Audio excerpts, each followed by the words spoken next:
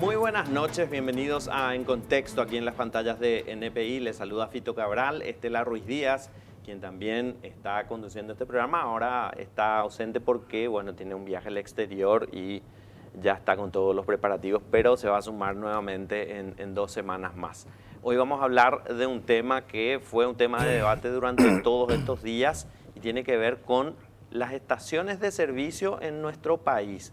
La cantidad de estaciones de servicio parece ser un dato aislado si mencionamos un número: 2.386, casi 2.400 estaciones de servicio distribuidas en todo el territorio nacional, pero cuando vemos un ranking de cantidad de estaciones de servicio por cantidad de población o de habitantes, allí sí estamos en el primer lugar en Latinoamérica y eso llama mucho la atención. ¿Por qué tenemos tantas estaciones de servicio y cuáles son las regulaciones? ¿Se cumplen o no las leyes que regulan la habilitación y el funcionamiento de las estaciones de servicio? Y sobre todo, queremos hablar esta noche sobre los riesgos que puede implicar una cantidad excesiva, si fuera esa la realidad, de estaciones de servicio.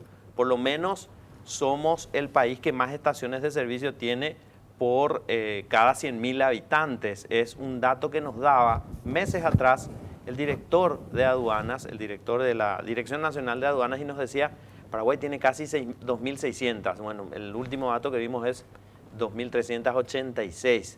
Y nos preguntamos, por un lado, si es rentable y por el otro, si esto es sostenible en términos ambientales y urbanísticos. ¿Pueden funcionar las ciudades con estaciones de servicio que se instalan de alguna manera sin cumplir regulaciones, o estas regulaciones son actuales, vigentes, se tienen que modificar? Para eso invitamos a distintos o representantes de distintos sectores que esta noche nos van a aclarar todas las consultas que tenemos.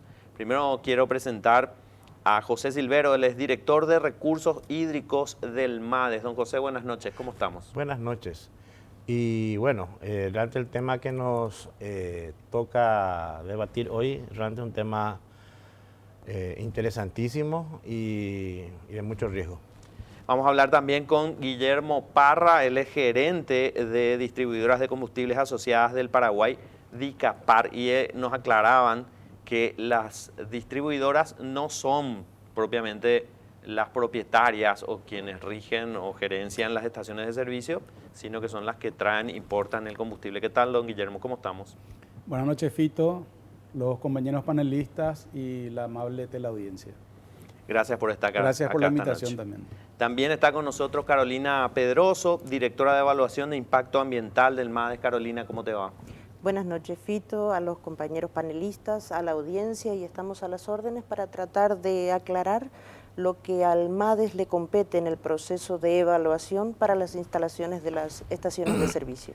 Y nos acompaña también Pablo Callizo, concejal de Asunción por el partido Patria Querida. Pablo, ¿cómo te va? Buenas noches, Fito. Un gusto compartir este espacio con los panelistas y bueno, un saludo a toda la audiencia también. También desde el MADES está esta noche con nosotros María Laura Bobadilla, directora de Asesoría Jurídica del MADES. María Laura, ¿cómo te va?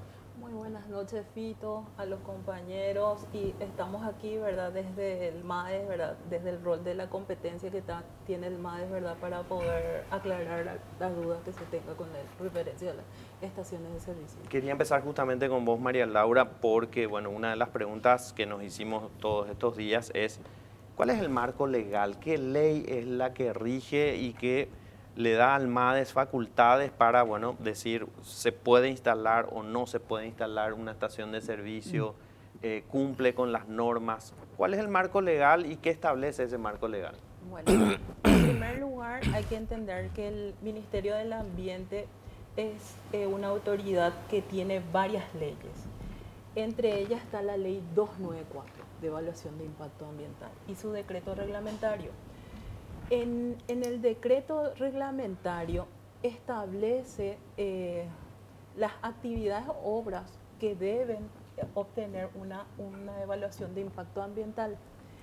Dentro de esas especificaciones están las estaciones de servicio. Entonces, teniendo en cuenta que la Ley 294 establece que es obligatorio pasar por un estudio. El marco legal es en base a la ley 294 en cuanto a la viabilidad, al impacto ambiental.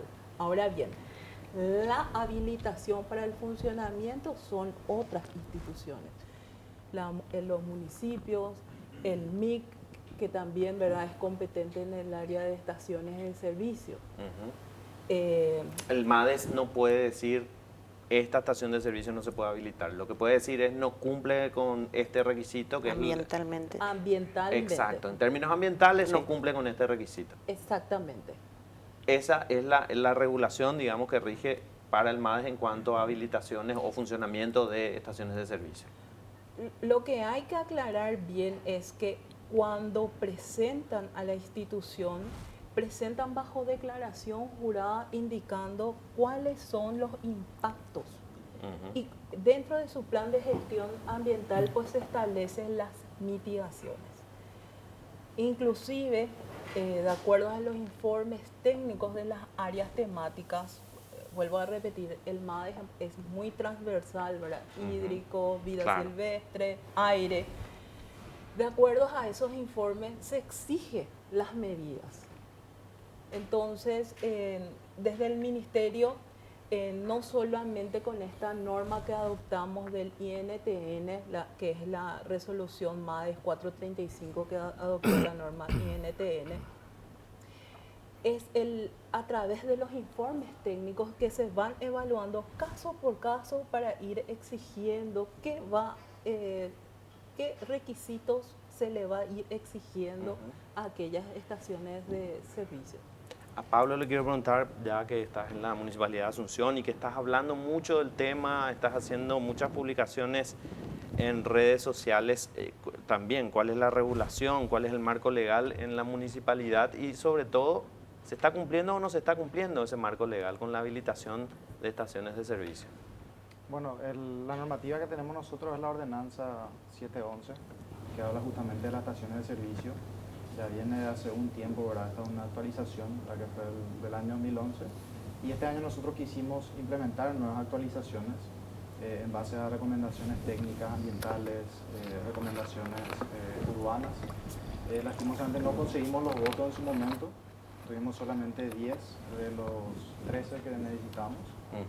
Y bueno, seguimos, digamos, tratando de adaptar esa normativa que de igual manera es bastante buena, digamos, la ordenanza 711, solamente que algunas cuestiones no se respetan lastimosamente, tanto de la propia municipalidad que no respeta y otras cuestiones que tienen que ver con las medidas cautelares que salieron de la Corte referente a algunos emblemas o gremios que solicitaron. Ahí hay que aclarar nomás que a veces se le otorgó a algunos dueños, a algunos propietarios que gestionaron los planos sin ellos tener las medidas cautelares. Entonces hay también hay un fallo jurídico ahí que realmente esas no se les debió haber habilitado desde un comienzo porque no tenían las medidas cautelares. ¿Y quién les habilitó? La municipalidad. La municipalidad habilitó estaciones de servicio que no cumplen su propia ordenanza, su propia regulación. ¿Y cómo se habilitaron? Y bueno, son cuestiones que nosotros venimos denunciando. Justamente una de ellas es la que está en el predio del Abasto, que es un predio municipal, que tampoco cumple con los metros cuadrados mínimos que tiene que tener una estación de servicio, porque hay también dos categorías. Una es gasolinera, que es solamente el expendio de combustible, Sí. y otra es la estación de servicio que, además de ofrecer combustible, también ofrece otros servicios, ya sea comerciales, lavadero y otras cuestiones, ¿verdad? Pero hay varias estaciones que nosotros identificamos que realmente no cumplen o fueron aprobadas sin tener en cuenta otras ordenanzas. Lo mismo pasó con esta que está frente en diagonal a la Embajada de Estados Unidos. Sí. Ahí no se debió haber permitido porque es un eje patrimonial. Entonces, digamos, hay varias ordenanzas que La propia municipalidad no cumplió. que no está cumpliendo, ¿verdad? Y tenemos como lastimosamente un sector que está atropellando todo lo que encuentra, ¿verdad? Le quiero preguntar a Carolina, ¿qué es una evaluación de impacto ambiental? ¿Quién hace una evaluación de impacto ambiental? Y sobre todo, ¿qué cuestiones técnicas son las que se evalúan? A ver, El estudio de impacto ambiental es un documento técnico-científico elaborado por un consultor que debe estar catastrado en el Ministerio del Ambiente. Ese catastro quiere decir que la persona que elabora el estudio, que es un estudio multidisciplinario, si bien uno se hace responsable, que es el consultor, es multidisciplinario, identifica las bondades del proyecto, los impactos que podría generar el desarrollo de esa actividad y cómo lo puede mitigar, y en el caso que no sea mitigable, cómo lo plantea compensar. Al interior del Ministerio del Ambiente se analiza en forma transversal en todas las direcciones que tengan competencia, ya sea la de evaluación de impacto ambiental a través de la Dirección de Control, como recursos hídricos, biodiversidad y sus competencias, áreas protegidas, vida silvestre, puede ser pesca y acuicultura, la Dirección General del Aire. Después hay otras unidades temáticas como la de geomática, que es transversal. Se hace un análisis espacial y después de los impactos que genera y lo que se planteó. Y se proyecta si es viable o no en base a las medidas de mitigación que se plantean. Dependiendo del emplazamiento y cómo se plantea desarrollar esa actividad, es que se determina la viabilidad ambiental. Y el MADES, entonces, en el marco de sus competencias, emite una declaración de impacto ambiental. La declaración de impacto ambiental, que es un documento, como lo refiere, declara que el proyecto, como fue planteado bajo declaración jurada al Ministerio, y plantea y se compromete a ser desarrollado por el proponente, no va a generar impactos, o los impactos que genera son mitigados, entonces no es un daño al entorno o al ambiente. ¿Y hay estaciones de servicio funcionando sin estudios de impacto ambiental? Sí hay. ¿Cuántas hay? Y esas son las que están en forma ilegal. Y hay estudios de impacto ambiental de estaciones de servicio que el Ministerio rechazó. ¿Y aún así están funcionando? Rechazó, y lamentablemente ellos acudieron a la Corte, y la Corte, desde su competencia, como es otro poder del Estado, nos cercenó la posibilidad de utilizar una norma nacional como es la INTN, que la adoptó el Ministerio a través de esa resolución 435. Paliativamente o en forma sustitutiva, no pudiendo aplicar esta norma, el Ministerio sí aplica otras disposiciones, como es la Ley de Vida Silvestre, la Ley de Recursos Hídricos, todo el análisis y las resoluciones reglamentarias a través de la Dirección de Geomática para poder identificar el emplazamiento. Tenemos otras disposiciones, pero el aspecto puntual de la distancia de separación entre una u otra estación de servicio o la superficie mínima, como lo planteaba el concejal, estaba establecido en esta resolución 435 que adoptaba la norma. Guillermo Parra, de la asociación o el gremio de las distribuidoras de combustible y asociados, ustedes tienen un papel dentro de todo lo que tenga que ver con la comercialización de combustible, pero no precisamente cumplen un rol dentro de las estaciones de servicio, no son dueños de estaciones de servicio, ustedes son distribuidores.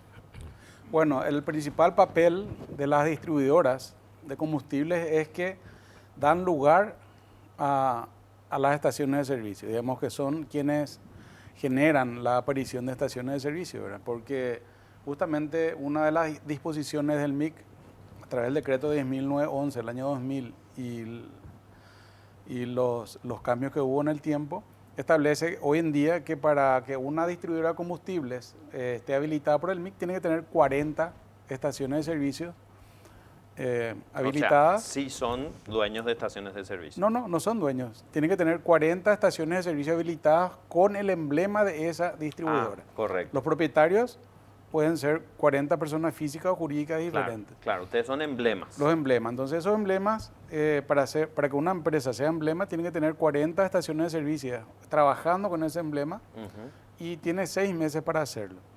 Bueno, ahí está el origen, uno de los orígenes de este problema, ¿verdad? De que hay 22 empresas distribuidoras de combustible hoy en día en Paraguay.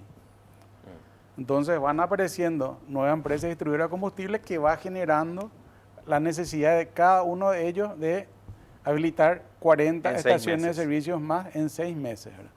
Entonces, si bien por un lado se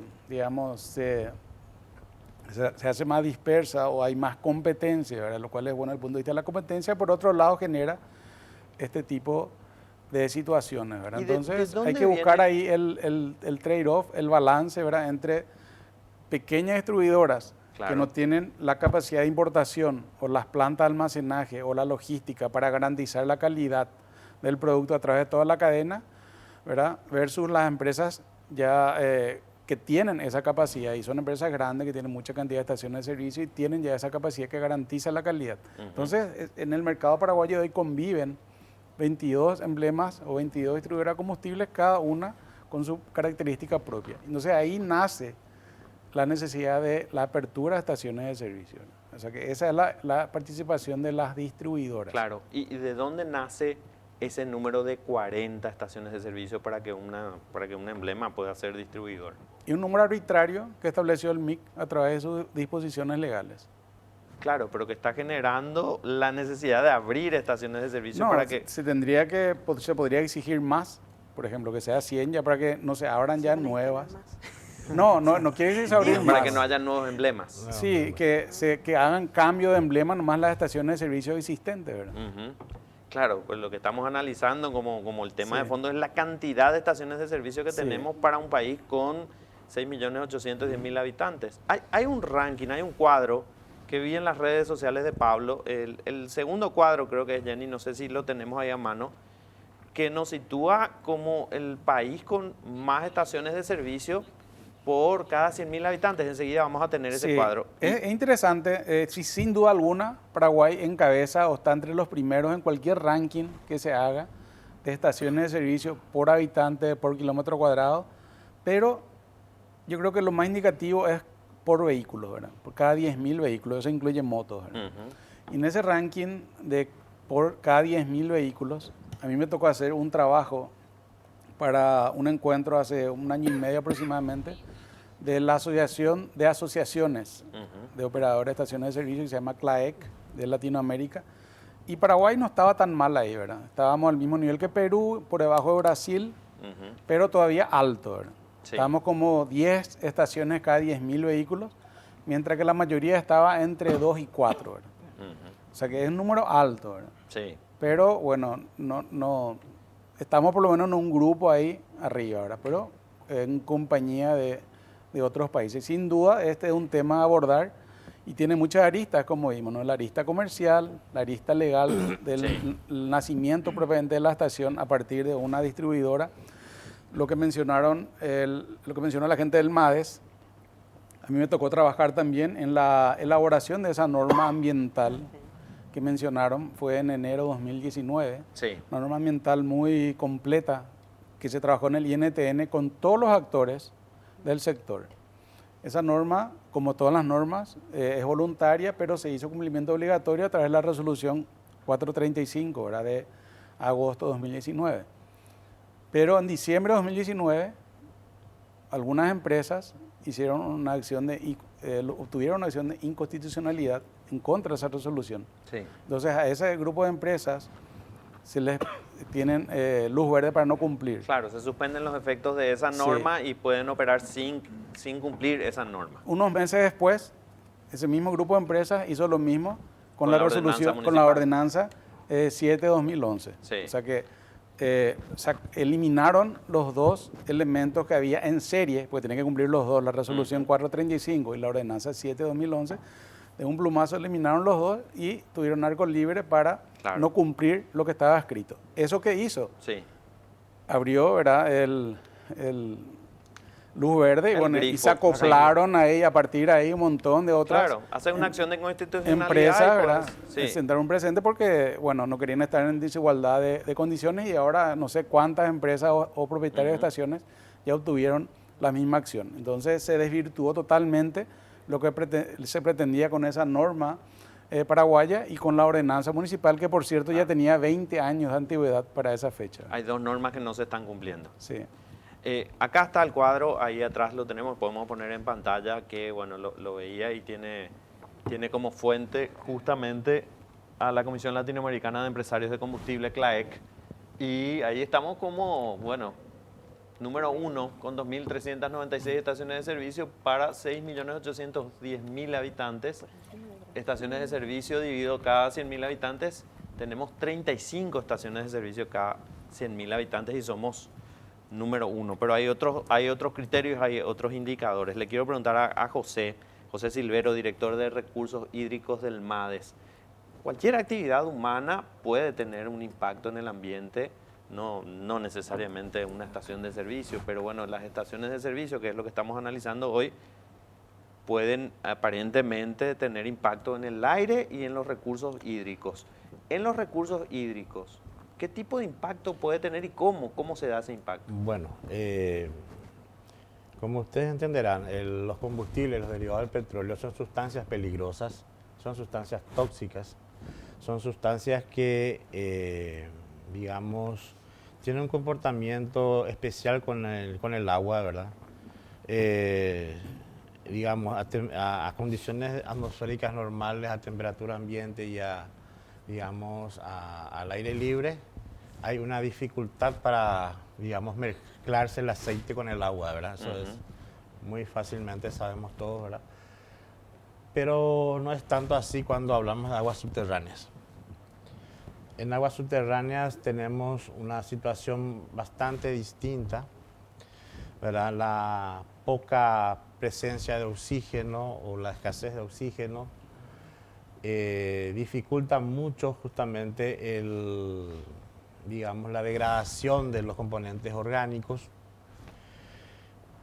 Aparte que con las condiciones de, digamos, una infiltración y una percolación lenta, permite que los componentes químicos reaccionen y generen sustancias o degradándose o, digamos, aumentando la capacidad de crear justamente situaciones complejas en cuanto a contaminación de agua subterránea principalmente, ¿verdad? ¿Y cómo se da esa filtración, contaminación?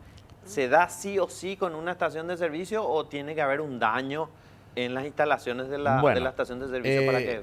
Justamente las normas técnicas que estuvimos conversando o hablando que se tenían en cuenta en la resolución 435, digamos, preparar un arsenal bastante exigente en cuanto a protección, digamos, para, primero, no solamente actuar sobre situaciones dadas de derrame, sino para prevenir que ocurran estas situaciones, porque lastimosamente en aquellos tanques enterrados, el momento en el cual el usuario, el dueño, el responsable se da cuenta de que hay una pérdida, normalmente ya es tarde, ¿verdad? Porque evidentemente ya llegó a un nivel importante de la presencia de...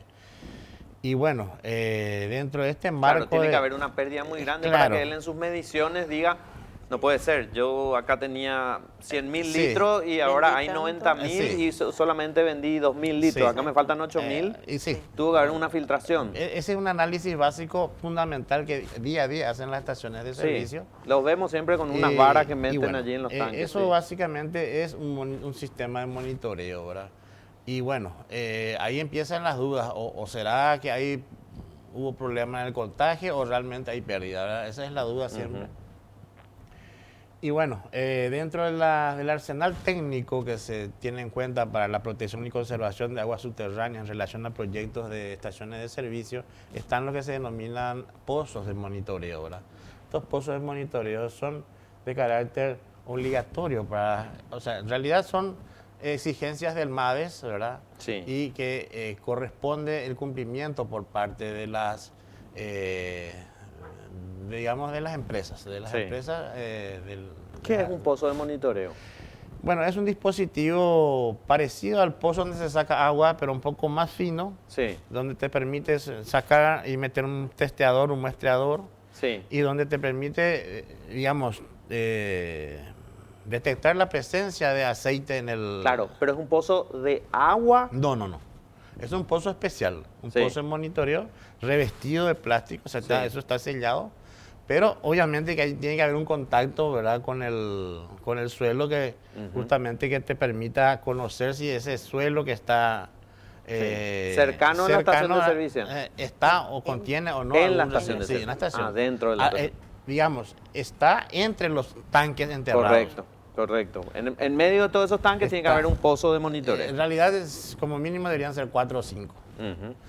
Pero eso está justamente, digamos, cada proyecto es, digamos, independiente y es único, por lo tanto, en el diseño del proyecto se determina la necesidad de cuántos pozos de monitoreo. Ahora, hay otro examen también que es la estanqueidad de los tanques, ¿verdad? Eso es un servicio que algunas empresas ofrecen a las, digamos, a las estaciones de servicio donde digamos, con ensayos digamos, definen si hay pérdida o no dentro del tanque, no necesariamente teniendo que tener combustible adentro, sino eso, hay varias técnicas, ¿verdad? Fuga, sí, Y eso es normalmente se hace correcto. antes de enterrar el tanque. Sí. Y Para ver si después- filtra o no y sí, filtra. y cada Antes tanto- de meter combustible Claro. en ese tanque ya se puede saber si Sí, funciona sí. o no funciona Sí. bien. Si es sellado, si está cerrado. Ajá. Ahora, hay distintos diseños de tanques, ¿verdad? Sí. Eso, obviamente, hoy por hoy, la recomendación del MADES es buscar aquellos tanques de Doble pared. doble pared o con protección, ¿verdad? Con el Pero es más compartimiento caro. estancos, son más caros, pero ¿Cuánto más caro? no sabría decirte el monto, pero yo creo que entre lo que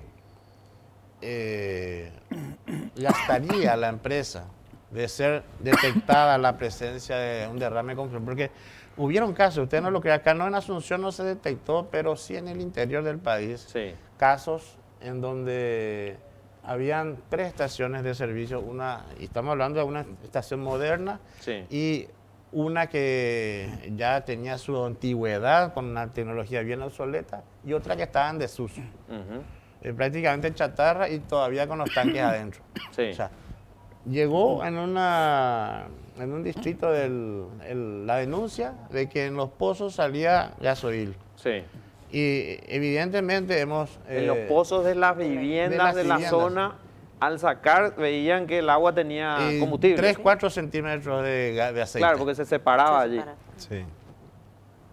Bueno. ¿Y cuál era la El estación que perdía? No, te digo No, que no, no. me diga el emblema, pero ¿cómo se realmente podía es saber cuál de las difícil, 3? Es difícil saber porque cuando están todas encimadas Sí. y están todas juntas, la única manera o sea, uno puede hacer los estudios, las investigaciones que no van a ser concluyentes y no son nada baratas y tampoco y para tener certeza definitiva, la única manera es cesar el funcionamiento y extraer los tanques. Claro, que Ahora, eso es costosísimo. Y eso, Es digamos, como bajar el implica- motor de tu vehículo, eh, pero 10 veces más. implica básicamente acciones que ya tienen mucho más que ver de la acción administrativa que Claro, pueda tener el claro. MADES, ¿verdad? Le quiero preguntar a Pablo, ¿cuáles son estas recomendaciones técnicas, urbanísticas y ambientales que ustedes recibieron para modificar la ordenanza, aunque no tuvieron los votos suficientes? Bueno, habían varias cuestiones ambientales, ¿verdad? Que no manejo, pero que una de ellas creo que era el tema de la doble pared, ¿verdad? Varias recomendaciones, digamos, para lo que es la estructura en sí de la estación. Y después ciertos criterios, ¿verdad? De, por ejemplo, que las estaciones de servicio emitan un informe o que hagan un estudio de impacto vial, quiero decir bien, porque de alguna forma ellos generan mayor tráfico en la zona. Sí. ¿Verdad? Ya estamos hablando de una cuestión más urbanística que Sí, ambiental. sí. Sí. Y más de lo que es el funcionamiento de la ciudad, ¿verdad? La Sí. circulación vehicular. Tenemos entrada y salida de camiones, de vehículos.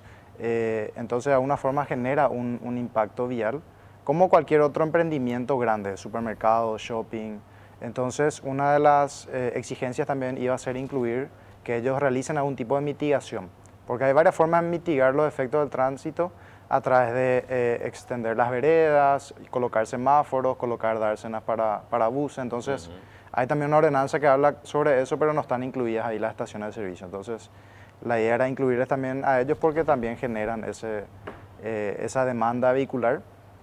También íbamos a hacer que solamente sobre las avenidas se puedan colocar, ¿verdad? Si bien la mayoría ya está sobre las avenidas donde hay mayor tránsito, queríamos evitar que entren justamente en barrios residenciales y que sean también un peligro para la ciudadanía. Y no se pudo aprobar no esa se pudo ordenanza. aprobar, ¿verdad? Sí, de igual manera el plan regulador establece que en ciertas zonas residenciales no se pueden establecer, Pero no se cumple tampoco el plan regulador. a veces, ¿verdad? De acuerdo a la medida. Pero sí en AR3, por ejemplo, que es área residencial número 3, está permitido.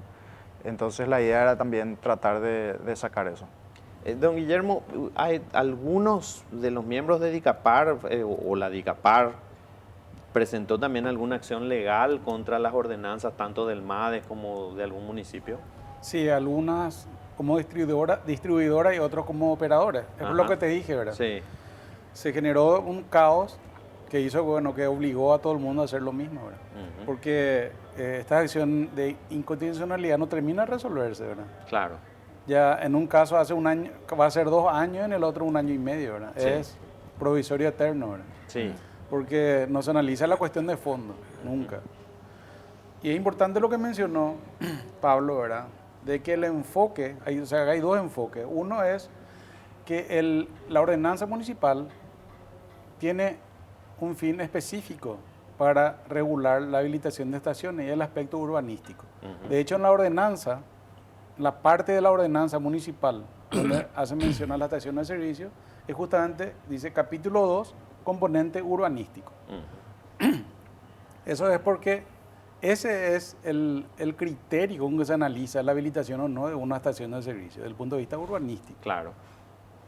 Para el municipio principalmente ese es el criterio. Y vinculado al plan regulador. Sí. O sea, no tiene otro fin que ese. Y refuerza, digamos, la cuestión ambiental, que es el otro enfoque, que es responsabilidad del MADE y lo que estaba en la resolución y también repetido en la ordenanza específica, ¿verdad? Para tener en cuenta que cada ciudad tiene su propia ordenanza otra vez, ¿verdad? Claro. Entonces, en el caso particular de la ordenanza de Asunción, hace mención también a los aspectos ambientales, pero también el MADE, y el MADE sí tiene un alcance nacional. Esa resolución 435 sí tiene un alcance nacional. En cambio, la ordenanza municipal es solo para Asunción, ¿verdad? Claro. Y entonces el MADE lo que analiza es los aspectos ambientales, que es el otro criterio con que se analiza también una estación de servicio. Entonces son los aspectos ambientales y los aspectos urbanísticos. Y al yo pasar esas 2 disposiciones legales, como que ya es voluntario. Si quiero cumplir, Si cumplo, quiero cumplir, si no, no. Nadie me puede obligar. Si quiero poner la doble pared, digamos, del tanque, la Puedo pongo. poner tanque de bambú si quiero, ¿verdad? Y va a filtrar absolutamente Sí, todo. porque Porque es finalmente lo que voluntario. buscan es lucro Es y voluntario. disminuir O sea, sus lo que costos. quiero decir, ellos pueden decir, no, nosotros cumplimos y bueno, pero es voluntario. Termina siendo voluntario si no estoy obligado Sí. por la ordenanza o por la resolución del MADE, ¿verdad? Salvo las otras disposiciones legales que mencionaron, ¿verdad? Que también limitan, ¿verdad? Claro. O sea, hay otras disposiciones legales en el MADES que, bueno, restringen y evitan esos extremos, ¿verdad? Pero todo lo que está en la resolución 435 se deja de lado, se ignora. No solo la distancia, que es lo que realmente más les interesa, ¿verdad? Sino todo lo demás también. ¿Qué porcentaje recurrió legalmente a una acción de inconstitucionalidad en términos de, si son 22 emblemas, cuántos de esos emblemas fueron a la Corte, digamos, para una acción de inconstitucionalidad? Pero respondeme después a la vuelta de la pausa, don Guillermo, ¿sí? Vamos a seguir hablando del tema estaciones de servicio en breve, a la vuelta de la pausa. Estamos de vuelta en Contexto hablando esta noche sobre las estaciones de servicio en Paraguay y su impacto urbanístico, ambiental, económico, y por eso estamos con invitados de distintos sectores que nos están haciendo saber cuál es la realidad de acuerdo a sus intereses. Le preguntaba a Guillermo Parra de la asociación o del gremio de distribuidores de combustible cuántos de los emblemas que están en nuestro país operando hicieron o llevaron adelante acciones legales contra alguna de las normas, ya sean ambientales o municipales. No tengo esa información con precisión, ¿verdad? Habría que recabar en las respectivas instituciones a ver qué datos ellos manejan, porque supongo que son informados, ¿verdad? Si están en condiciones o no de exigir el cumplimiento de la resolución 435 y la ordenanza 7/11 respectivamente, ¿verdad? Pero volviendo a lo que dije antes, ¿verdad? Quiero transmitir tranquilidad, ¿verdad? En la broma anterior, ¿verdad?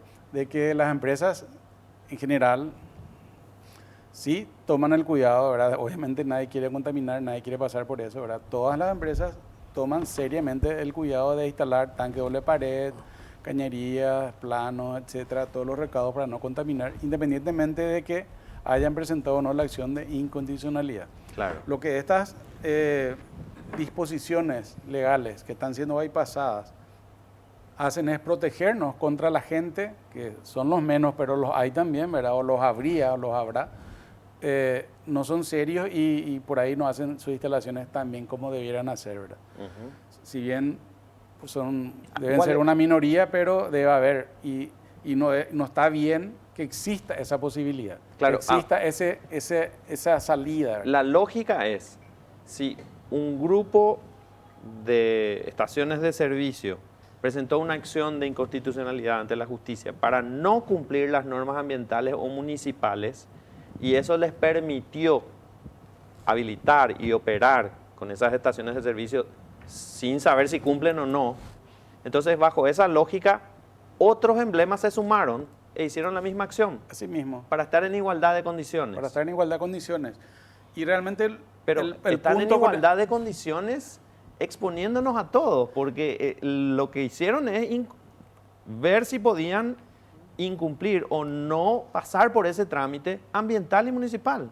Bueno, y eso es lo que pasa cuando se interfiere, ¿verdad?, con lo natural, ¿verdad?, como es la capacidad del MADE de legislar en su área y la ley de autonomía municipal, ¿verdad?, donde cada municipio tiene la potestad de legislar en su municipio, ¿verdad? Cuando se atraviesa algo en el medio, bueno, pasan estas cosas, ¿verdad? ¿Ustedes hablaron con miembros de la Corte Suprema, Pablo, o con miembros del Poder Judicial respecto a estas acciones de inconstitucionalidad y cómo afectan al municipio de Asunción? ¿Qué pasó en esa reunión? Bueno, le comentamos la situación, la preocupación que teníamos, y el problema que siempre tenemos nosotros en la Junta es que siempre depende de la Corte, ¿verdad? Es como que está la medida cautelar, pero nunca se soluciona el problema de fondo, que es lo que siempre se dice. Y como mencionaba Guillermo, es hace 2 años, hace 1 año, no se resuelve. Entonces queremos nosotros que eso finalmente se resuelva, ¿verdad? Y que de alguna forma también se logre también eliminar en lo posible la medida cautelar y que se respete nuevamente la ordenanza y las disposiciones del MADES. Entonces sí va a ser un trabajo complejo, porque son varias medidas cautelares, ¿verdad? Son muchísimos procesos que cada uno tiene su proceso administrativo, burocrático, pero lo interesante sería que pueda haber un precedente, ¿verdad? Que por lo menos una de ellas pueda ser, digamos, rechazada, y eso va a marcar un precedente para las siguientes, ¿verdad? Claro, ahí cada caso es distinto para la justicia y la justicia tiene que definir esta acción de inconstitucionalidad, sí procede, esta no. Hay un dictamen de la Fiscalía del 30 de agosto contra una acción de inconstitucionalidad de la CADICAP, es otro gremio de distribuidores, y nos decían hoy desde de la oficina de prensa de Fiscalía que, bueno, no podían hablar sobre esta resolución de la Fiscalía, pero que tampoco es vinculante. O sea, la Fiscalía emite una opinión, pero eso no significa que la Corte Suprema ya tenga que resolver y diga no corresponde esta acción de inconstitucionalidad. O sea, siguen operando. Sí. Me decías, Carolina, que hay una, o si me querés comentar vos, María Laura, hay una cantidad de acciones de inconstitucionalidad presentadas contra las normas del MADES. En forma específica es la resolución MADES 435 del 2019. Sí. Pero te quiero hacer un poquito de historia. Cuando el Ministerio adopta la norma, la Dirección de Evaluación de Impacto Ambiental puede aprobar o rechazar. Rechaza y emite un documento, una resolución donde rechaza el estudio de evaluación de impacto ambiental. Teniendo en cuenta estos casos específicos de estaciones de servicio y teniendo en cuenta que se adoptó la norma 435, en forma específica se le indicaba el motivo por el cual se le rechazaba. ¿Y cuáles eran los motivos habituales? Las distancias de los 1000 metros o la superficie.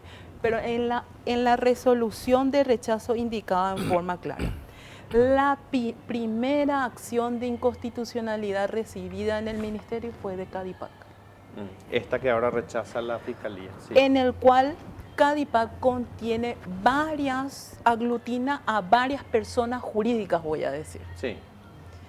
Eso exponencialmente, ¿verdad? Si se hace un análisis a nivel territorio. Claro, es un gremio, pero son Sí. muchísimas estaciones de En servicio. total, hasta la fecha, nosotros tenemos 33 acciones de inconstitucionalidad que fueron concedidas con medida cautelar de suspensión hasta que se resuelva la acción de inconstitucionalidad. Hay algo que quiero resaltar cuando... Te quiero interrumpir porque Sí. el sentido común no siempre funciona y la ley no funciona en base a eso necesariamente. Te dice que si hay una acción de inconstitucionalidad, lo que se debería suspender es el funcionamiento de una estación de servicio o de cualquier empresa que pueda tener un impacto negativo en el ambiente, no los efectos de una resolución. Sin embargo, es al revés. Se suspenden los efectos de la resolución para que pueda operar sin cumplir con la resolución. Así está funcionando. Así es, así está emitiendo, ¿verdad? A través de las medidas De cautelares. la misma forma que se hizo con los vehículos usados de Chile, de la misma forma que se hace con las playas de venta de vehículos, de la misma forma que se hace con los buses chatarra, en esa misma lógica funciona. En esa misma lógica. Pero te quiero resaltar nomás, como en cada declaración de rechazo se indica, según informe cartográfico del MIC, hay 3 estaciones de servicio dentro del MIC, se dice, se indica. Bueno, ¿qué pasa? Recurren, presentan nuevamente como un nuevo estudio de evaluación de impacto ambiental, pero adjuntan ya la medida cautelar. ¿Qué pasa? La dirección de control, ok, de los 1000 metros no vamos a objetar, pero te imponemos todas las medidas, ¿verdad? De estanqueidad, de impermeabilizar, todas las medidas se imponen. Hasta el momento, ninguna declaración emitida a través de estas medidas cautelares se le impuso las medidas, ¿verdad? Para proteger contra la contaminación del suelo, del agua. No, a ver, ¿qué significa eso? O sea, ustedes le pueden decir, tenés que cumplir todas estas disposiciones, estas normas, y ellos al meter la acción de inconstitucionalidad dicen, ok, genial, pero no están obligados a cumplir. ¿Qué quiere decir eso? ¿Qué es lo que hizo el MADES como autoridad de aplicación? Fito tiene su estación de servicio y me dice, tengo mi acción de inconstitucionalidad contra la 435. Ok, Fito, en tu declaración de impacto ambiental no voy a citar a la resolución 435, pero todas las disposiciones técnicas contenidas en la 435 te las voy a hacer cumplir igual a través de la declaración de impacto ambiental. Entonces, dentro de la redacción de la declaración, sí te impongo análisis de pozo de monitoreo con una frecuencia semestral, certificado de hermeticidad o estanqueidad anual, bianual, todas las otras disposiciones de las que la autoridad de aplicación puede hacer uso sin nombrar a la 435 para precautelar el medio ambiente. Porque pueden estar en otras ordenanzas del MADES. Exacto, están en disposiciones del MADES. José, leía yo que bueno, el MADES había publicado algunos documentos en los que detectaba la presencia de un elemento químico que tiene que ver con el combustible, etil, butano, MTB, una cuestión así, y que lo detectaba en el acuífero Patiño, si no estoy equivocado. Sí, sí. ¿Cuál es el impacto real de eso? ¿Cómo se mide, digamos, en cuanto a cómo nos va a afectar a la población? Bueno, te ilustro, Fito. Ese estudio fue el resultado de un trabajo de la Universidad Nacional de Asunción, ¿verdad? La carrera de Ingeniería. Y de alguna u otra manera la Dirección de Recursos Hídricos también estuvo involucrado en ese estudio, apoyando. Pero sí, efectivamente se encontraron trazas o restos, o se ha demostrado la presencia de ese componente químico en algunos pozos en la zona de, digamos, de Central, ¿verdad? Sí. Digamos, la zona más poblada del país. La zona entre Asunción, Luque, Y bueno, realmente los análisis químicos que realizaron los expertos en ese tema demostraron que si bien los niveles eran trazas, es evidente que la sustancia estaba, ¿verdad? Entonces, evidentemente, estamos ante un escenario que si no se toman las medidas, no se controlan de alguna manera, eso va a ir creciendo, va a ir generando a la larga graves problemas, no solo ambientales, sino de salud pública. Y ni qué decir económico y social, ¿verdad? Porque ¿Qué tipo de problemas de salud pública pueden darse? Si una persona consume agua que contenga este químico. mira, no soy doctor, ¿verdad? Pero en ese sentido sí son sustancias que, digamos, todos los derivados del petróleo o son cancerígenos o son, de alguna manera, afectan las defensas, o sea, tienen algún problema, digamos, podemos hablar de una situación a largo plazo, ¿verdad? Sí. Que deteriora la calidad de vida de toda de una población. Sí. No olvidemos que los pozos estudiados fueron el Patiño, están en el Patiño, y el Patiño básicamente es la fuente de abastecimiento de más de la mitad de la población. Claro.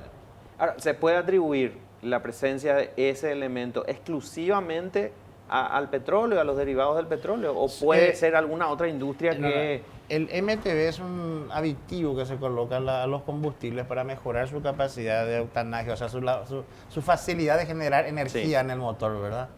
Entonces, ese componente, si bien hoy día ya está prohibido, ¿verdad? Normalmente tengo entendido que ya no se está importando desde cierto tiempo atrás, pero no obstante teníamos y seguramente tenemos ya un stock que fue en su momento liberándose, filtrándose, y bueno, fue generando esa presencia, ¿verdad? Que no obstante, la medida de evitar digamos, la introducción de combustibles con esos aditivos, yo creo que es la medida más lógica y más sana de cortar la presencia de esa sustancia. Pero ¿qué pasa? Hay, como le digo, un stock que fue derramado. Claro, ¿y de qué año es ese estudio?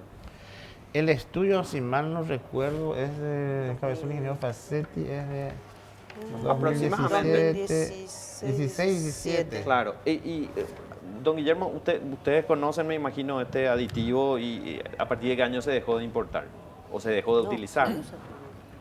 Bueno, nosotros con la adición de alcohol, el Paraguay ya se terminó la necesidad de usar MTBE como aditivo. Nosotros comenzamos a mezclar alcohol del año 1999, pero se siguió permitiendo un cierto porcentaje de MTBE en las especificaciones técnicas del MIC. Había desaparecido y después apareció otra vez. Y ahora se permite un cierto porcentaje mínimo, que no es necesario, porque mezclamos 25% de alcohol, claro, pero tiene que ver con la disponibilidad de producto en la región. En Argentina, por ejemplo, el porcentaje de MTBE es altísimo comparado con Paraguay. ¿Por qué no mezclan con alcohol? No mezclan con alcohol en la proporción de Paraguay. O sea que ese combustible que se compra en Argentina sí tiene un alto contenido de MTBE, ¿verdad? Y acá yo quiero aprovechar también para mencionar, ¿verdad? Debido a esta diferencia de precios que hay con Argentina, porque Argentina subsidia, no porque sean mejores compradores que nosotros, o porque nosotros encarezcamos el producto en el país, lo cual no es un precio artificial. Un precio artificial, ¿verdad? Vemos que hay una gran cantidad de venta irregular de combustible. Sí, en todas partes, en la calle, en bidones, en botellones, tambores, lo que sea, ¿verdad? Y si las estaciones de servicio tienen que cumplir con todas las exigencias del MADE, como dijimos ya en esta mesa, independientemente de la acción de inconstitucionalidad, igual el MADE le exige, ¿verdad? El cumplimiento de todas las disposiciones ambientales, ¿verdad? Bueno, esta gente no cumple nada, cero, ¿verdad? O sea, el otro extremo, ¿verdad? Sí, la informalidad total. Informalidad total, ¿verdad? Venden en la calle, venden sin ningún control de calidad del producto, apeligra a los transeúntes, ustedes como ciudad, ¿verdad? Violan todas las normas habidas y por haber, ambientales, urbanísticas, de seguridad, comerciales, etcétera, ¿verdad? Entonces quiero aprovechar este programa para hacer un llamado a las autoridades y ver que tomen carta en el asunto, sea el Ministerio de Industria y Comercio, aduana, no sé, alguien, ¿verdad? Cada uno en su área de competencia, y que esto no puede seguir así, ¿verdad? Sí. No puede seguir así porque, por un lado, las empresas legalmente formadas tienen que cumplir un montón de requisitos, son visitadas frecuentemente por la autoridad, como debe ser, ¿verdad? Sí. Y en cambio, esta gente tiene arco libre, ¿verdad? Entonces no puede ser eso, no puede seguir así. Sí, es mucho más riesgoso, mucho más peligroso Entonces, para todos. quiero aprovechar este momento y pedir a las autoridades que cada uno en su ámbito de aplicación, por favor, tome carta en el asunto y acabe con esta comercialización ilegal. No porque representa una competencia desleal, que también lo es, ¿verdad? Aunque mínima, ¿verdad? Sino porque está poniendo en peligro, ¿verdad? Toda la gente y el suelo y todo lo demás en un área de un negocio que nos incumbe a nosotros, ¿verdad? Claro. Si en el año 99 se empezó a mezclar con alcohol y eso hizo que se reduzca y casi se deje de utilizar por completo este aditivo, este componente químico, el MTB o MTBE, ¿verdad? MTBE. Y el estudio es del año 2017, casi 20 años después. Y aún hay- No, se sigue usando, incluso Sí, pero mucho menos, me imagino. incluso yo trabajé en Petropar, en la refinería, varios años. Al comienzo se mezclaba con plomo tetratilo, ¿verdad? O sea, Sí. Sí, aún peor, ¿verdad? Sí. Después el plomo tetratilo fue sustituido por el MTB, pero ya no en Paraguay. El combustible venía ya con MTB, no es que acá se le adicionaba MTB. Sí. Y siguió viniendo por las especificaciones técnicas del producto, ¿verdad? Claro. Entonces era un doble oxigenamiento que tenía el combustible, por MTB y por etanol, ¿verdad? Hasta que después fue descendiendo eso y desapareció. Y después volvió a aparecer por un poquitito, ¿verdad? Como está ahora, Claro. por una cuestión de disponibilidad de producto. Es cuestión de sentarnos a analizar Sí. cómo está la oferta de naftas en el mercado de importación y a ver si realmente se justifica que siga existiendo ese porcentajito de MTB Claro. que todavía está ahora, ¿verdad? Claro, no, Porque a no lo- necesitamos. Sí, De no. necesitar no necesitamos. Con el alcohol se Pero cumple. igual hay filtración, porque si se dejó de utilizar en Sí. el 2000 y se siguió utilizando, digamos, no sé, hasta el 2010, digamos. No sé cuál es la fecha en la que ya disminuyó bastante el porcentaje de este químico. Pongámosle el 2010 Sí. como un promedio. Y en el 2017 se siguen encontrando trazas. No, eso queda para siempre. Claro, quiere decir que hubo filtraciones suficientes como para Quería encontrar en decirte, un Fito, estudio. que el MTB en condiciones atmosféricas normales, aire libre, eso desaparece Se degrada. rápidamente, Sí. se degrada. Se Pero en agua diluye, subterránea tiende El a agua queda para concentrarse. siempre. Me llamaba la atención este tema porque una persona que se dedica a hacer pozos artesianos para la gente, en los asentamientos, en las nuevas urbanizaciones, me decía, nosotros podemos encontrar agua a tal profundidad, 10 metros, 20 metros de profundidad, pero le recomendamos a toda la gente Más. que Más profundo. la profundidad del pozo sea de 50, de 60. 60, de 70 metros, justamente por las trazas de estos químicos que se pueden encontrar en toda la zona del departamento central. No es un dato científico, yo no puedo tomar ese dato como científico porque se trata de una persona que se dedica con el comercio de hacer pozos. Sí. Pero es una recomendación que él mismo hace, ¿verdad? Sí, Fito, no solamente está el riesgo de la contaminación por hidrocarburos, sino también sabemos que Central adolece de sistemas de alcantarillado sanitario. Claro, ¿verdad? sistema Entonces, cloacal. un elemento contaminante también es justamente ese mal tratamiento de los efluentes cloacales, ¿verdad? Que termina y va y se percola.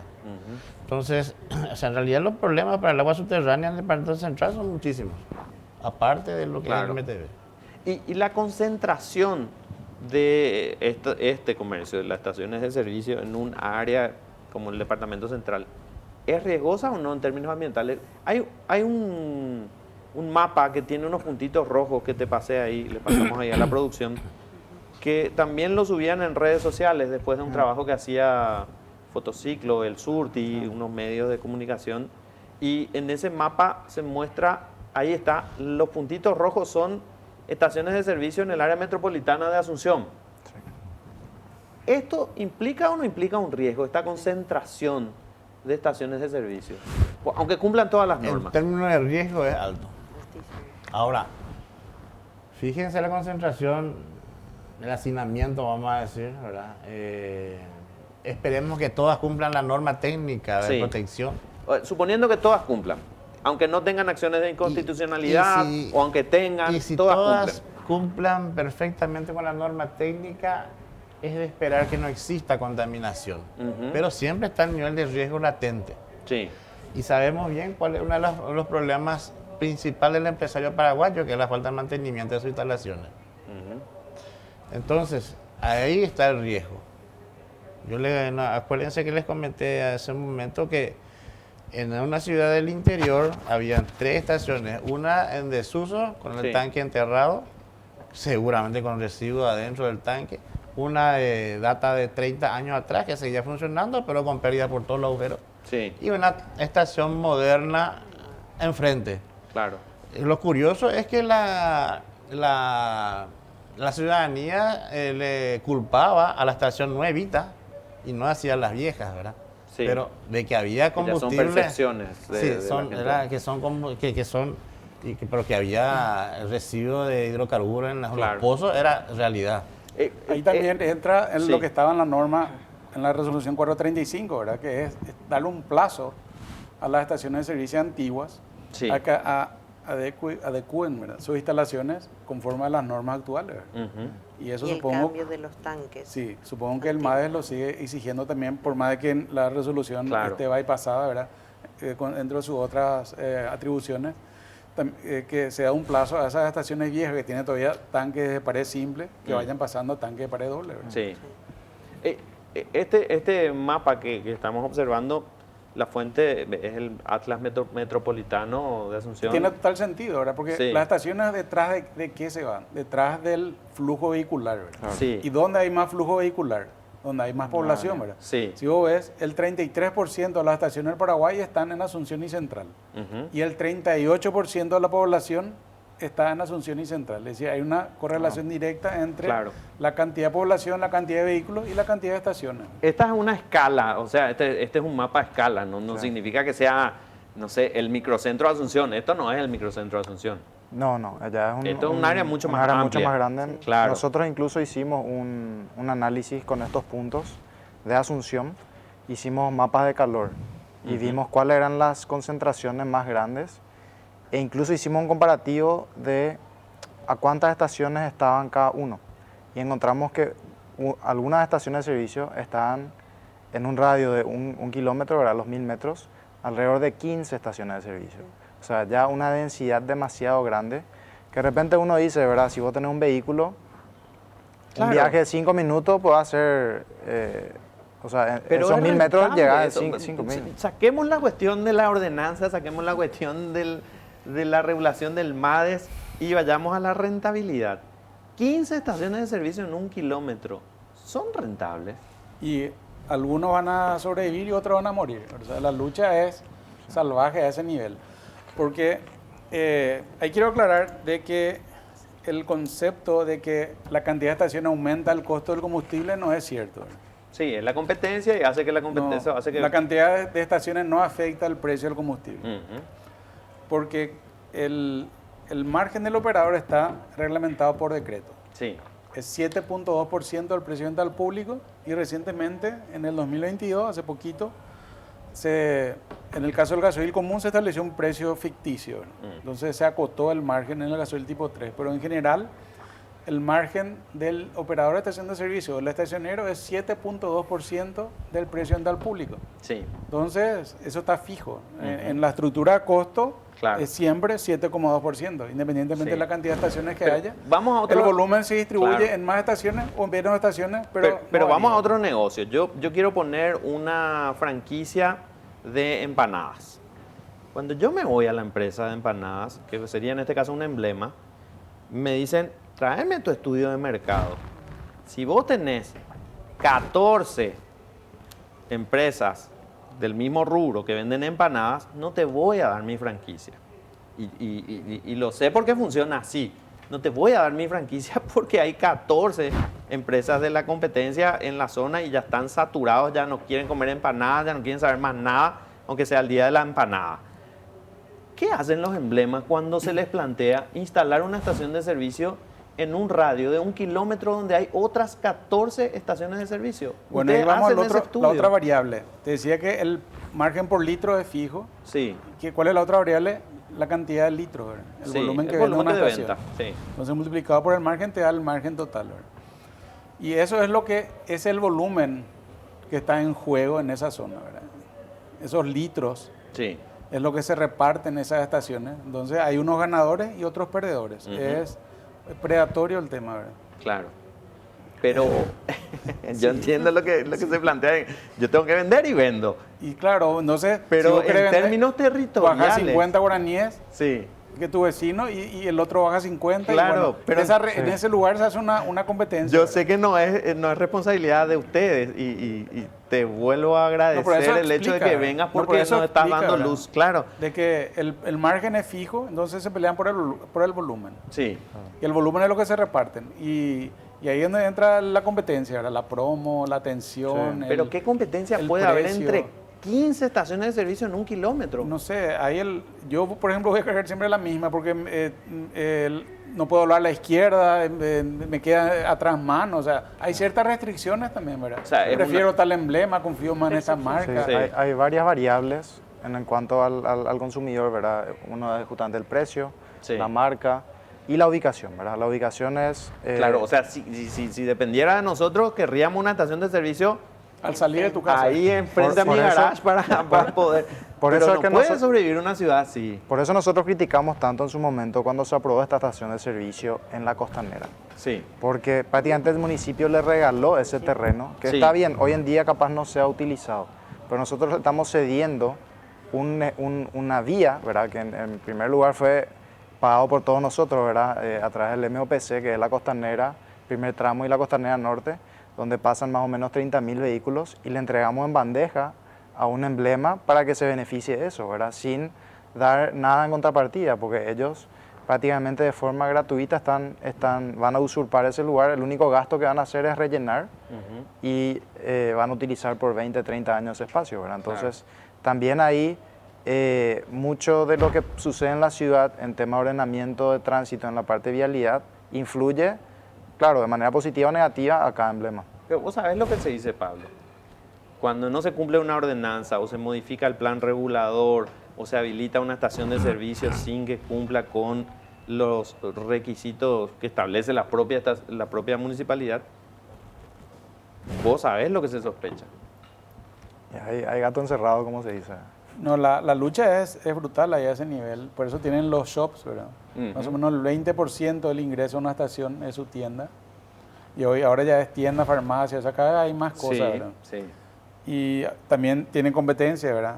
Aparecen los mini shops que le Sí, hacen otra vez competencia. Entonces es muy competitivo ahí a ese nivel. Eso se notó en abril cuando se hizo el subsidio. Sí, Algunas estaciones su venta fue cero, literalmente, cero, ¿verdad? Otras perdieron el 80% de sus ventas. ujú. Entonces, hay muchas variables Claro. en juego, ¿verdad? Pero es todo un conjunto, ¿verdad? El ordenamiento es multidisciplinario. Sí. ¿verdad? Comienza en el MIC, MADES, municipalidad, CONACOM, o sea, es integrar todo eso en un marco legal Sí. nuevo y ver qué es lo que se puede hacer, ¿verdad? Hay una sola cosa que no me cierra en términos de lógica cuando me lo planteas muy correctamente, Guillermo, en el sentido de decir, algunas estaciones de servicio van a morir y otras van a sobrevivir por competitividad y porque son más eficientes o porque, no sé, están mejor ubicadas. Pero lo que ocurre es que hay cada vez más cantidad de estaciones de servicio que se van a habilitar. O sea, no sé, en un año creo que aumentó 60. Son 36 en Asunción 36 en Asunción, unas 60 en todo el país. Eso te quiero preguntar a la vuelta de la pausa, porque si algunas tienen que morir, entonces ¿por qué siguen aumentando la cantidad de estaciones de servicio? Pero a la vuelta de la pausa. Última parte del programa, hablamos de estaciones de servicio y el impacto que tienen en términos económicos, ambientales, urbanísticos, y le preguntaba a Guillermo Parra, de DICAPAR, cómo puede ser que aumenten y aumenten la cantidad de estaciones de servicio que se están habilitando si la competencia es feroz y algunas tienen que desaparecer. Sin embargo, la evolución parece ser cada vez mayor en cuanto a estaciones de servicio que se habilitan. Sí, y es por todo lo que hablamos aquí, ¿no? De que los criterios son variables en el tiempo, ¿no? De repente un lugar que antes no era atractivo, ahora lo es, ¿verdad? Y al no tener esa restricción de las distancias, deciden instalar en ese lugar con la misión de acabar con la competencia del área afectada, ¿verdad? O sea, las empresas que habilitan estas estaciones van decididas a eso, ¿verdad? A competir con las que están en el área y acabar con la competencia, ¿verdad? Y las otras, bueno, aguantarán hasta donde pueden. Y ese es un fenómeno que se va a ir dando, ¿verdad? Y eso se puede notar si esos datos están disponibles en el MIC, ¿verdad? Si cruzas volúmenes de venta por emblema versus cantidad de estaciones, ¿verdad? Vas a ver que algunos emblemas tienen tienen mucho menos litros por estación que otros emblemas, ¿verdad? Si ves la cantidad de estaciones que tiene un emblema y la cantidad de litros que vende, en algunos emblemas hay más o menos una correspondencia entre su porcentaje de estaciones del total y su porcentaje de venta en total. En otros, no, ¿verdad? Su porcentaje de estaciones es mucho mayor que su porcentaje de venta. Entonces quiere decir de que esas estaciones venden poco y son las que van a ir desapareciendo con el tiempo porque ya no le va a ser rentable, ¿verdad? En un ambiente de competencia, ¿verdad? Por eso te decía que es un trade-off o una solución de compromiso entre la competencia versus los criterios ambientales, urbanísticos, etcétera, ¿verdad? Carolina, tenías un dato acá fuera del aire, me decías, el Ministerio del Ambiente tiene un portal en el cual se pueden observar, digamos, todos los pedidos, proyectos nuevos y estaciones de servicio. ¿Cuántas solicitaron habilitar y en cuántos años? El portal es un portal público, es el Sistema de Información Ambiental. Hoy el Ministerio cerró con 23.876. Si levantas un poquito la tablet, ahí vamos acá a la altura de tu... Acá, ahí. 23.876 Ahí con está. ese en el cuadrito verde. Sí. Ese es el cierre de proyectos de desarrollo que tiene el Ministerio hoy a las 5 de la tarde. Sí, de cualquier tipo de emprendimiento. De cualquier tipo de emprendimientos, desde el 1 de enero del 2019 hasta hoy. Ok. De este 23.800 proyectos, 3.228 corresponden a estaciones de servicio. Y en esos podemos encontrar estudios de impacto ambiental, auditorías de informe de cumplimiento del plan de gestión ambiental, ajustes del plan de gestión ambiental, pero específicamente los nuevos proyectos o nuevos estudios de impacto ambiental para estaciones de servicio en 4 años son 750 y en el portal público, bien abajo, están y van a encontrar quién es el número de expediente, quién es el consultor, el proponente, y un globito en la esquina nos lleva hasta el mapa para ubicar espacialmente dónde están asentados. Entonces, en los últimos 4 años se solicitaron o se presentaron nuevos proyectos para estaciones de servicio, 750 nuevos proyectos en 4 años. En 4 años. Pablo, ¿es viable una ciudad en estas condiciones? Cuando no se respetan ordenanzas, planes reguladores, ¿se puede, digamos, llevar adelante una ciudad y se puede planificar una ciudad así? Independientemente de las estaciones de servicio, el rubro que fuere. Bueno, evidentemente no, por eso la municipalidad tiene esa autoridad como reguladora del territorio. Yo soy un fiel defensor de que necesitamos un ordenamiento territorial para tener un crecimiento sostenible, y eso va en lo social, en lo ambiental y en lo económico también, ¿verdad? Entonces necesitamos establecer normas y respetar las normas, ¿verdad? No porque a uno se le antoja nomás poner cierta distancia o porque uno cree que acá se puede, acá no se puede. O sea, hay criterios técnicos también en base a toda la regulación que se da. Entonces, yo creo que hay que respetar y en caso de que no se respete como se está haciendo ahora, es un tema que nosotros vamos a sufrir a largo plazo, ¿verdad? Porque tenemos ahora, en el caso de que se infiltre vamos a tomar el día de mañana agua contaminada, las estaciones de servicio también generan una contaminación en el aire a 100 metros. El tema del suelo, ¿verdad? Que también eso después se vuelve inutilizable. ¿Y qué va a pasar acá unos años cuando tengamos vehículos eléctricos? ¿Qué van a pasar con esas 150 estaciones de servicio que tenemos en Asunción, que capaz ya no van a más traer combustible, ¿verdad? ¿Qué va a pasar con eso? Entonces, ahí yo quiero hacer una reflexión, ¿verdad? Si nosotros tenemos cáncer de pulmón, dejamos fumar, ¿verdad? Y si la ciudad está en llamas, le dejamos tirar combustible. Entonces yo creo que hay que, de alguna forma, tratar de frenar esta expansión, cosa que ya se lograron en otras ciudades. En Estados Unidos hay un caso emblemático donde la ciudadanía logró frenar y hoy en día está prohibido nuevas estaciones de servicio. En Noruega tenemos ya estaciones de servicio que dejaron de funcionar como tal y están migrando a una estación eléctrica o incluso cerrando las estaciones de servicio. Entonces, hay que pensar acá a futuro qué es lo que va a pasar con todo esto que está pasando ahora. María Laura, el MADES o toda la ciudadanía o la sociedad paraguaya necesita una nueva ley, necesita un nuevo marco regulatorio para que se cumplan las normas ambientales. De hecho, Fito, no, las normas están. La realidad es que hay que cumplirlas.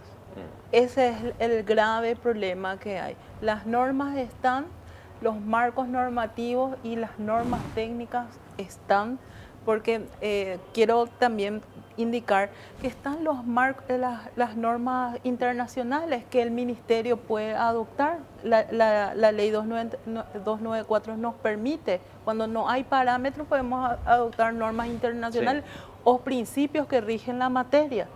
Entonces, acá es una cuestión de política de Estado.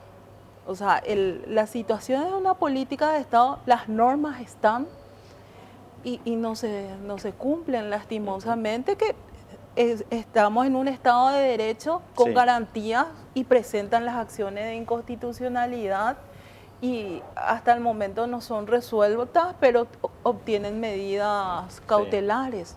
Y por último, a José, ¿están en riesgo los recursos hídricos en la situación actual en la que se incumplen o hay acciones de inconstitucionalidad para no cumplir normas ambientales?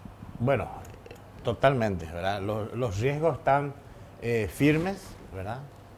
Vamos a centrar solamente con el tema de estaciones de servicio. Obviamente que cualquier derrame de combustible en el subterráneo, en el subsuelo, primero que no se ve fácilmente, se detecta cuando la cuestión ya es grave.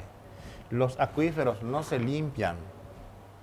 Inclusive, el acuífero Patiño puede pasar inclusive décadas, ¿verdad?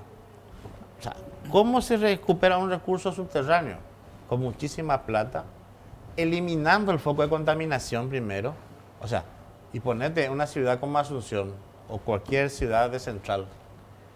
¿Qué significa eliminar el foco de contaminación? Significa dejar sin gente por lo menos en ese lugar donde está. O sea, ¿y qué hacer? O sea, el problema es grave, es serio y de profunda